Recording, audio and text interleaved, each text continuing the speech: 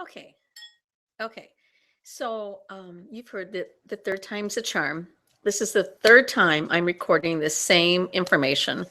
And the first two times worked, but there was no volume.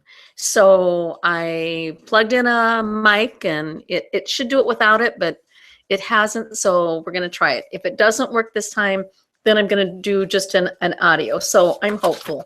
It's a little awkward talking to a computer screen, but I feel like this at least gets a little beyond the just listening to something and a little bit closer to face. So that's what I'm trying. I do have my notes that I'm going to have to refer to. So I'm kind of looking all over and kind of bouncing around a little bit, but I'll do my best to make this meaningful. Even though I have not attached any assignment with these first three chapters of our alternative text, I really feel that it's critical information. And so I am trusting as a professional that you are actually listening, watching, reading the information, and walking away with it. So this is from our best practices in literacy instruction, hot off the press. What I love about a book like this is people that are really experts in different areas really work on that chapter. And this chapter 1 is about evidence-based best practices for your literacy instruction in the day of the Common Core. And I think probably best practices is one of those buzzwords that's thrown around a lot. We use it a lot, we say it a lot, but I don't know if we really know what it means. Like if a parent were to say to you, what do you mean when you say best practice? Or how do you define it? Or how do you know that it's best practice? And I think this chapter really helps clarify some of that for us. It starts with a quote that says, "While no single instructional program, approach, or method has been found to be effective in teaching all students to read, evidence-based best practices that promote high rates of achievement have been documented." And I think a key thing to point out here, and kind of a sidebar, I'm not going to read everything to you, but sometimes I will read something I want to emphasize and then give you commentary. I think the key thing is they're not just saying best practice, they're saying evidence-based best practice. So it's not just, I just think this is best practice, but these are things that have been documented to truly be best practice. So by definition, read what that definition is of evidence-based best practice. And then it goes on to state there are two ways that they are determined: the data collected according to rigorously designed studies and by expert consensus among practitioners who monitor. So they can have data they've collected, and I'm going to talk about that in just a minute, or there can be experts in the field that that's their consensus. They agree based on their study of students that this is best practice. The International Reading Association and the U.S. Department of Ed have come up with some things. And under the International Reading Association, the study would need to be objective, valid, reliable, systemic, and refereed. And refereed's the one I want to comment on. One of the things that I learned as I was working with literacy in our district and working with teachers and research is that many times you would find a piece of research and think, oh, yes, this says what I want, or I'm interested in this. But then when I would read about who had done the research or the population and that, often it was done by book companies. And so that's one of the most common ways it was done. So obviously, if I have a book company and I've created materials, I want my studies to show that what we've created and are selling is what makes a difference. And so the referee just means it's truly a neutral party. It's people that do not have any financial interest vested in the results, and it really is different. The U.S. Department of Ed talks about instruction that focuses on their strengths and the 5 core areas of reading. It's systemic and sequenced. It uses materials that are engaging and relevant, and continuously is monitored to make sure that it is effective. I think if you marry those two, perspectives together, you really have a strong sense of what evidence-based best practice is. Excuse me. In the middle, there's a big quote. This is one of the most important questions a teacher can ask themselves. What evidence is available that suggests that using this practice in my classroom will support comprehensive literacy instruction and increase reading achievement for my students? And I think that, ultimately, this material, most material you read will come down to, as a teacher, you've got to know what you need to know, and you've got to be willing to step to the plate and make those decisions. I can't hand you any magical thing and say, if you do this, you will be successful. Because ultimately, you've got to have the knowledge, but you've got to know how to apply it.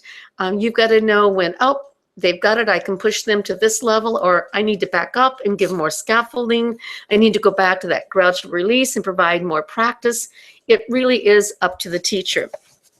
Finally, it gives a comprehensive definition of literacy as speaking and listening, reading and writing, and viewing and representing.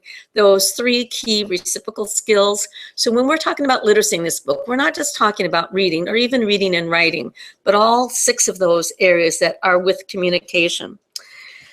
One size does not fit all, and don't teach the middle. If you've been in any literacy PD, probably at some point someone has said that, because that's very much what we say. We can't just do one thing and have it make a difference for everybody, and one size does not fit all. We've got to differentiate. And it just talks about if teachers were to get the most accurate information they can, it's using things like running records or writing samples. All of you have been in at least one class with me, and some of you multiple classes. You know, I'm such an advocate for running records. I feel like you learn more about how a reader navigates text with a running record than any other thing. Obviously, with young kids that are learning to read, it's critical. With older kids that are struggling, it is helpful, as long as that comprehension piece is there too. It's not just about the accuracy, but even from the very beginning, it's understanding what they read. And then the writing. I feel like my students' writing really reveals a lot about what they understand about text, how they use it, and those kinds of things. So once you have that data, you can differentiate based on content, process, products, and the learning environment. And again, I think that that's something that we all in education have talked about a lot, have worked on, and has been brought to our forefront. So then it gets to the 10 evidence-based best practices for comprehensive literacy instruction. So those 10 things that the evidence of research shows would be most effective. Number 1, creating that classroom culture that nurtures literacy motivation. And I will say, you know, as I look through the list, you know, there's some, you know, that I would rate myself higher than others. This is one I feel is very powerful in my classroom. I feel like it is there. That section talks about going for that deep internalized learning, not only having the skill, but the will to want to read, that they can read and they choose to read.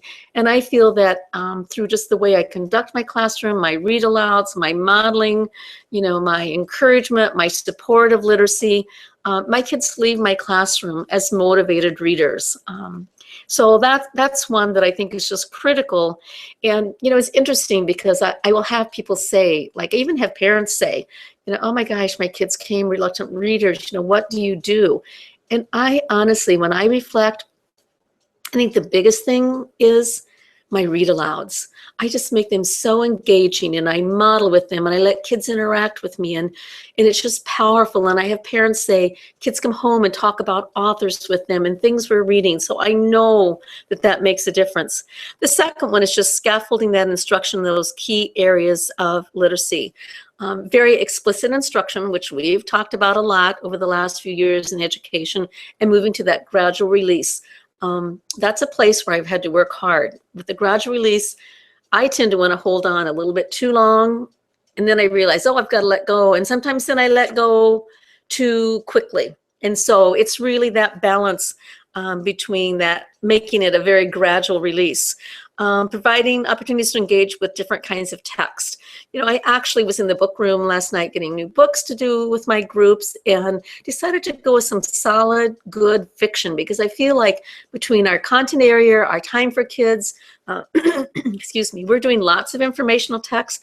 I don't feel like we're doing as much fictional text and understanding how stories work. Number 4, those opportunities to engage in close reading. Close reading is probably the newest buzzword in literacy. In my content reading class, we really talk a lot about close reading, and really it's just about uncovering those layers as you're reading. I did a great model and example that we could use where they read a short passage and they thought they knew what the author meant, and then we talked about it, and I said, but what if this is really, you know, and then they went and read again, and it was just amazing to watch how using that complex text, the close reading, and just digging deeper. It was pretty impressive. Number 5, with using that literacy instruction, using appropriate level text, just talks about in that section 3 rules to help. Read often, mostly silent, and focus on knowledge. And you know, we fall into the trap of the oral reading words per minute fluency score. It's a score that's easy to monitor. Even the state, with our FAST testing, that's the one thing I need to do with my 3rd graders is the fluency words per minute. I expressed frustration to our curriculum department because I have a little gal who had the lowest words per minute in my class. And in the fall, when I tried to do a running record on her, I couldn't even figure out where she was reading. She was adding, she was deleting, she was like totally changing the story. And we really worked on, you know, reading what's there. And oh my goodness, if you could listen to her now, she's so expressive, so much more accurate. So, I mean, but her words per minute, she's not going to make it again in the winter. I mean, there's no evidence that shows she's going to make it. So then she's back to these extensive interventions when really there's probably 10 things about her literacy that I very specifically could say she has grown, but the actual words per minute is not going to be enough growth. And so that's one of my kind of bugaboos with that. Number 6, looking across all content areas, every subject should be viewed as an opportunity to teach literacy. Number 7, balancing that teacher and student-led discussions. That's kind of self-explanatory. 8, formative and summative assessments. Again, the formative, so we kind of can guide our instruction. Summative, so we know if they got what we think they needed to. 9, promoting that independence in self-selected reading. They said practice does make perfect. The more they read, the better opportunity they have. And finally, integrating technologies that link and expand concepts and modes of communication. With that, I always say, some of you that are newer to the field, you don't know life without technology. For some of us that have taught longer, like myself, we really are working on staying current and using the advantages that technology can have and the motivation for students. Finally, Michael Presley, I noticed there's a little typo there, but Michael Presley, who's been engaged in a lot of research on best practice, has studied teachers who are very successful as literacy teachers. And he summarized his thing in, there were four things that he sees effective literacy teachers doing. They provide complexity and balance, scaffolding and individualizing. Their classrooms are well managed and encourage students to be in control and a very positive learning environment. And I think that when you think about those things, it just makes sense that those would be the things when you think about what we read about what evidence-based practice, you think about the 10 practices that we just talked about, you think about your own experience. Those are things that would be lofty goals for us to have in our own classroom.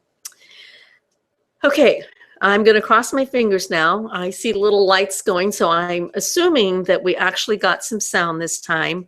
Again, I want to say, you know, in trying to be respectful of the amount of time and energy that you put into this class, I've not asked you to do an assignment with this information. But again, I am trusting your professionalism that you will download this information, that you will watch this video cast, because I think the information you take forward will impact learning as you continue through the class. So thank you, and we're going to cross our fingers.